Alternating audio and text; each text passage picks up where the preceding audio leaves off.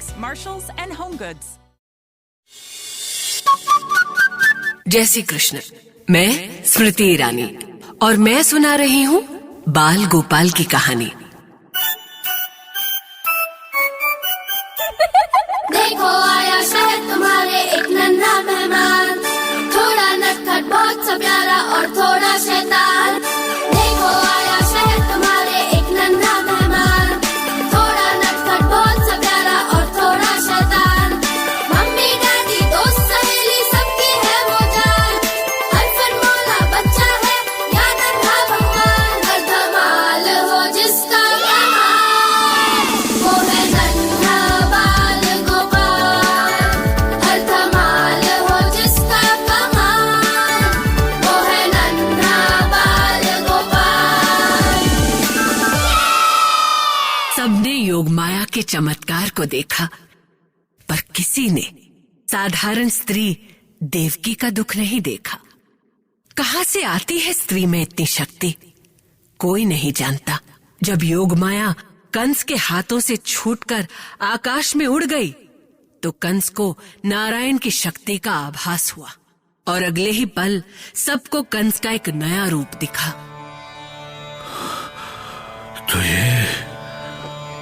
तो ये माया थी। माया, देवताओं की एक और माया। इतना बड़ा छल किया मेरे साथ,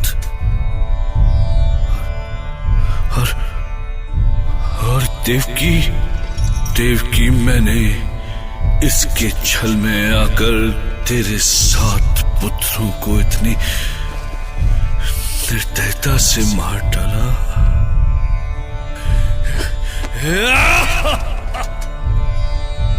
अपने इन्हीं हाथों से मारा है मैंने उन्हें देवकी।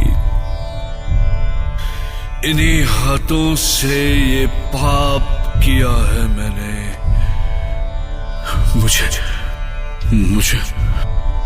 मुझे क्षमा कर दो। मैं तुम्हारे पांव पड़ता हूं बहन। सच मानो मेरा इसमें कोई दोष नहीं। ये सब उन पापी देवताओं का छल था देवकी। मेरा हत्यारा कहीं और जन्मा और मैं एक करके तेरे सारे निरीह बच्चों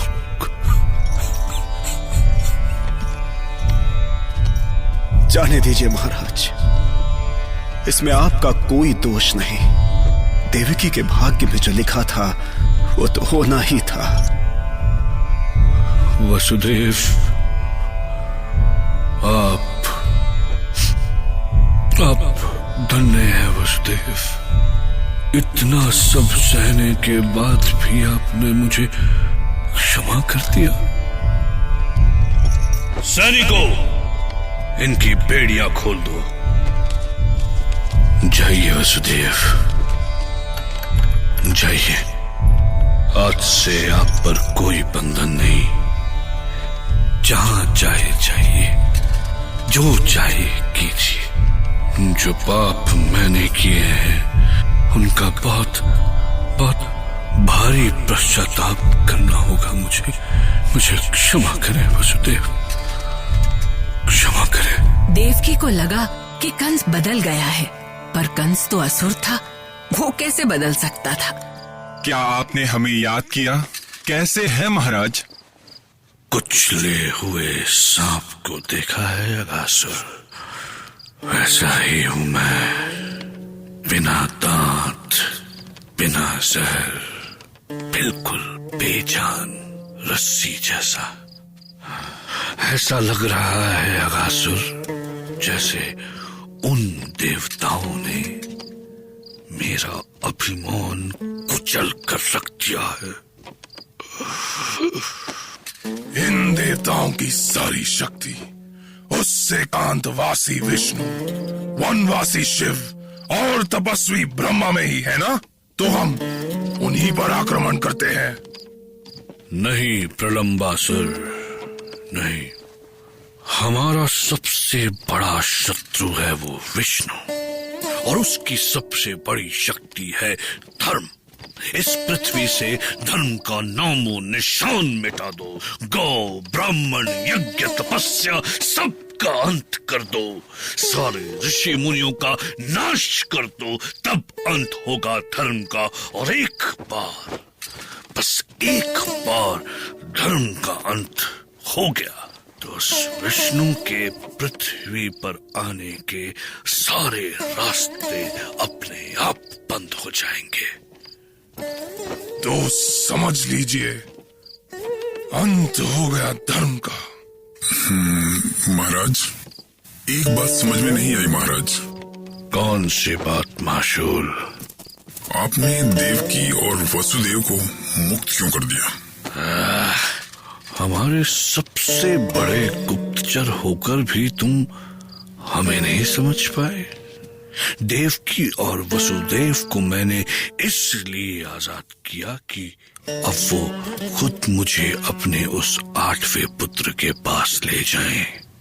देवकी का 8वां पुत्र जन्मा तो है, और अगर वो जन्मा है तो देवकी और वसुदेव से कैसे छिपा रह सकता है, और कब तक? बस अब तुम 8 पहर बस उन्हीं पर नजर रखो। ये रहस्य तो मैं अवश्य खोल के रहूंगा, अवश्य। कंस ने तो ये आकाशवाणी सुनी थी कि देवकी का 8वां बेटा उसका वध करेगा, पर वो तो एक प्यारी सी बच्ची थी। ऐसा क्यों हुआ? क्या भविष्यवाणी झूठी थी? नहीं, दरअसल देवकी के गर्भ में पलने वाला बेटा ही था। और जानते हैं वो कौन था? बलराम। चौंक गए ना? असल में देवकी के गर्भ में बलराम पल रहे थे। नारायण जिस शेषनाग के आसन पर विश्राम करते हैं, उन्हीं शेषनाग के अवतार थे बलराम। तो अब मैं बताती हूँ कि नारायण ने योग माया से क्या कहा। देवी कल्याणी, अब मेरी लीला का समय आ गया है, इसलिए देवकी के गर्भ में जो संतान पल रही है उसे लेकर आप गोकुल जाएं। वहां कंस के डर से छिपकर वसुदेव की एक पत्नी रोहिणी रहती है, और देवकी की उस संतान को आप उन्हीं रोहिणी के गर्भ में रख दें।